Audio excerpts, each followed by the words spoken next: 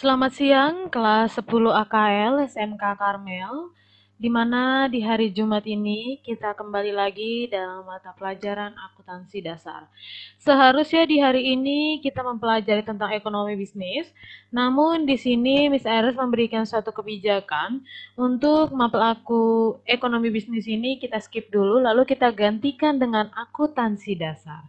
Nah, mengingat kita sudah banyak libur atau mengingat kita sedikit pertemuan, oleh karena itu saya meminta untuk hari ini kita belajar akuntansi dasar agar akuntansi kalian lebih dan lebih perfect lagi ya.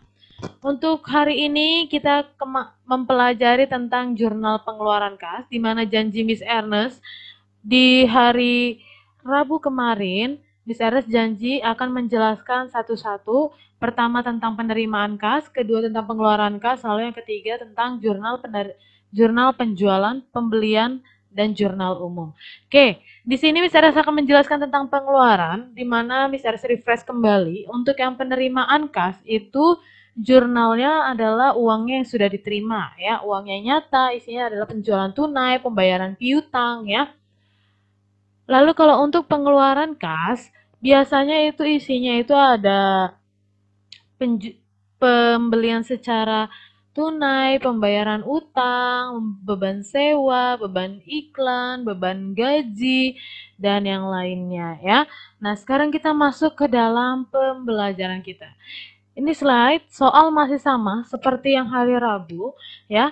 Nah, sekarang kita mau masuk ke jurnal pengeluaran kas ya, bukan jurnal penerimaan. Ini jurnal pengeluaran kas. Oke, yang pertama kita baca, kita akan cari di sini kita mengeluarkan kas untuk apa aja. Yang pertama tanggal 3 Agustus dibayar sewa gedung untuk 1 tahun ya 30 juta. Berarti ini harusnya kalau misalnya di jurnal umum jurnalnya itu adalah sewa dibayar di muka pada kas. Oke. Berarti di sini kita lihat ya. Di sini ada kolomnya tanggal, keterangan, utang dagang, pembelian, serba-serbi, terus di kredit ada potongan pembelian dan serba-serbi. Nah, di sini harusnya kan yang di kredit itu adalah kas, yang di debit itu adalah sewa dibayar di muka nih agar kalian mudah. Karena di sini kolom yang nggak ada, saya jelaskan dulu satu-satu kolomnya ya. Untuk utang dagang itu adalah untuk pelunasan utang dagang. Pembelian, kolom pembelian di sini adalah untuk pembelian secara tunai. Untuk serba-serbi ini itu biasanya untuk mencatat pembelian kantor, pembelian peralatan, beban gaji, itu semua ditaruh di serba-serbi. Serba-serbi itu artinya lain-lain ya. Terus ini potongan pembelian ya, potongan pembelian ya. Lalu di sini sebenarnya ini bisa juga kalian ganti menjadi kas. Ya. Di sini sebenarnya bisa diganti menjadi kas. Ini bukan serba-serbi juga bisa. Bisa ini menggunakan kas ya. Kalau misalnya kalian, aku lebih nyaman Miss pakai kas boleh ya. Nah berarti kasnya 30 juta, serba-serbinya 30 juta. Yang harusnya sewa dibayar muka tapi dimasukkan jadi serba-serbi ya. Yang selanjutnya adalah tanggal 4 Agustus dibeli perlengkapan toko 2.500.000 dan perlengkapan kantor 1.400.000 dibayar secara tunai ya. Perlengkapan toko itu 2.500.000, perlengkapan kantor itu 1.400.000 ya. Begitu juga ditaruh di kasnya 2.500.000, 1.400.000 ya. Terus kita lihat yang selanjutnya tanggal 15 dibeli barang dagangan dari PT Unilever sebesar 12 juta tunai ya. Jadi pembelian ini pembelian secara tunai. Kalau pembelian secara tunai di sini dinamakannya adalah pembelian ya. Sebesar 12.500.000. Nah, kan kalau misalnya dia pembelian secara tunai dia diletakkannya di pembelian. Pembelian yaitu 12.500.000 serta di kreditnya juga 12.500.000 ya. Kita lihat yang selanjutnya yaitu adalah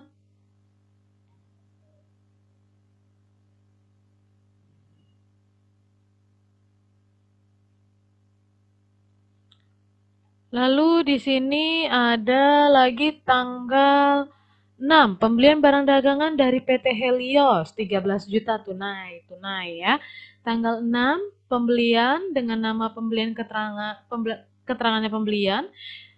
Nah, karena kita melakukan pembelian tunai, maka angkanya ditulis di kolom pembelian ya, 13 juta dan di sini diletakkan di kasnya 13 juta ya.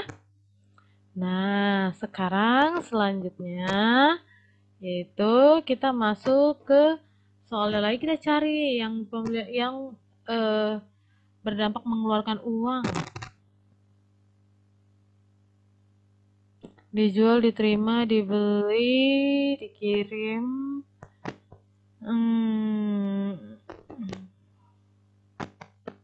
Ini enggak. Oke, dibayar utang kepada PT Unilever atas pembelian tanggal 19 Agustus. Ya, Unilever. Nah, ini dia ya, 17.500.000. Oke, kita hitung ya dari tanggal 19 sampai tanggal 23 itu ada nggak sih 5 hari ya? 20, 21, 22, 23. Oh, dia kena 4 hari. Berarti dia mendapat diskon. Berapa persen? 2% ya. Berarti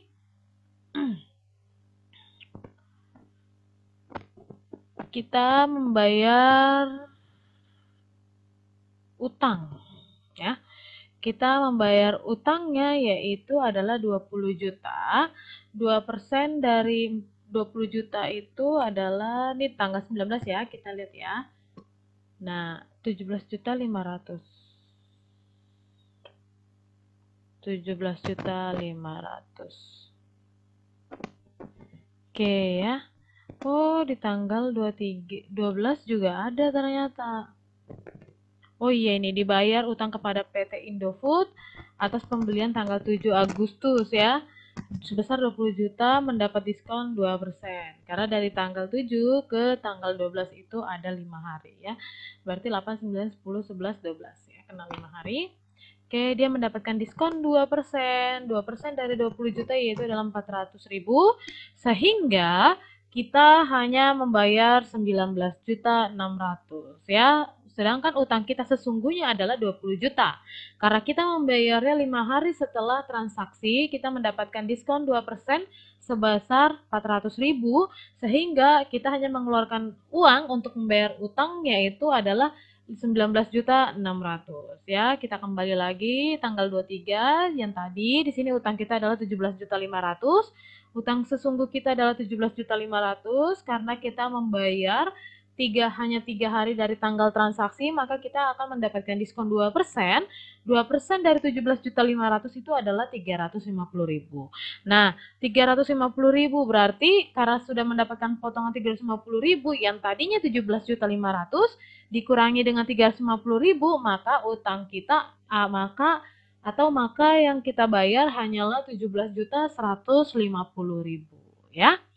Terus habis itu kita lihat lagi dibeli, diterima, dijual, diterima, dijual. Oke, di sini tanggal 29 Agustus dibayar gaji pegawai bagian toko 6.400.000 dan bagian kantor 4.200.000 ya. Bagian toko 6.400.000 karena dia kan bukan termasuk ke dalam bayar utang dagang atau pembelian secara tunai, tapi dia semacam kayak tadi yang sewa dibayar muka, terus sama pembelian perlengkapan toko, itu sama aja kayak gaji bagian toko dan kantor. 6.400.000, 6.400.000 diletakkan di serba-serbi, habis itu diletakkan lagi karena kita mengeluarkan kas itu dikredit, itu bisa kamu taruh di dikasih 6.400.000 dan 4.200.000 dijumlahkan. Nah, ini kan batasnya antara debit sama kredit ya. Jadi kamu hitung ini 3 kolom ini berapa dan 2 kolom ini berapa.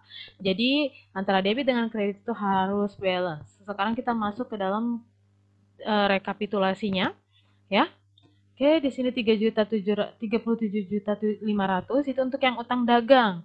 Nah, ini untuk pembelian ya, untuk pembelian itu sebesar 25.500.000. Oke, ini kenapa kok banyak banget, Miss? Padahal ini kan bisa dijadiin satu. Jadi kalau untuk serba-serbi itu dia harus satu-satu. Jadi 30 juta, 2.500.000. Jadi kalian harus tahu sesuai dengan yang di sini nih. 30 juta itu adalah sewa dibayar di muka, ya. Terus itu ada pembelian perlengkapan toko. Tuh, ada pembelian perlengkapan kantor ya. Jadi kalian harus tahu nomor akunnya, terus jumlah debitnya berapa. Itu semua nanti ada di soal ya. Jadi kalau serba-serbi itu dipaparkan atau dijabarkan seperti ini, tidak dijadikan satu seperti utang dagang atau pembelian ya. Nah, terus ini adalah ada potongan pembelian dan ini seperti yang tadi saya bilang, ini bukan serba-serbi, tapi kas ya.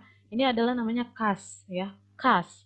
Sama seperti ini. Kalau misalnya jurnal penerimaan kan di sini kasnya di debit. Nah, kalau jurnal pengeluaran kebalikannya, kasnya di kredit ya. Jadi dijumlahkan kasnya itu 107.350.000 ya. Nah, kalau dijumlahkan ini antara debit sama kredit itu harus balance ya. Jadi hanya itu aja penjelasan dari Miss Eres. Memang kita hanya satu topik, tapi dia memakan waktu yang cukup lama ya. Jadi Miss Eres nggak mau meminta kalian untuk harus mengerti semuanya, harus cepat. Nah, pelan-pelan aja. Nah, Miss Eres minta coba untuk fokus dalam memahaminya ya. Kemarin kalian sudah mengerti tentang jurnal penerimaan kas, sekarang kalian tentang jurnal pengeluaran kas. Nah, kan kalau misalnya terus bertambah kan enak, materi pembelajaran kalian selesai ya. Nah, untuk tugasnya ya, Miss Eres tidak akan banyak-banyak. Cukup lanjutkan saja yang kemarin. Kemarin kan kalian sudah membuat jurnal penerimaan kas dari satu soal. Nah, sekarang kalian membuat jurnal pengeluaran kas untuk Oke ya. Jadi kemarin kan kalian sudah membuat jurnal penerimaan kas ya dari satu soal tersebut, maka sekarang kalian lanjutkan untuk membuat jurnal pengeluaran kas ya. Seperti biasa dikerjakan di buku besar, lalu kumpulkan menggunakan foto, kirim ke Miss Ernest ya. Terakhir jam 6 sore ya. Hanya itu saja penjelasan dari Miss Ernest. Miss Ernest tidak akan pernah panjangkan materi yang ada ya. Jadi tetap semangat, tetap jaga kesehatan, jangan lupa menggunakan masker, dan jangan lupa membawa hand sanitizer. Berdoa agar COVID ini bisa hilang, sehingga kita bisa melakukan tatap muka, dan kalian bisa bertanya secara langsung tentang materi jurnal ini ya. Jadi, misalnya banyak-banyak mengucapkan terima kasih bagi anak-anakku yang masih menyimak setiap video-video yang Miss Eras buat ya. Sekali lagi Miss Eras ucapkan terima kasih.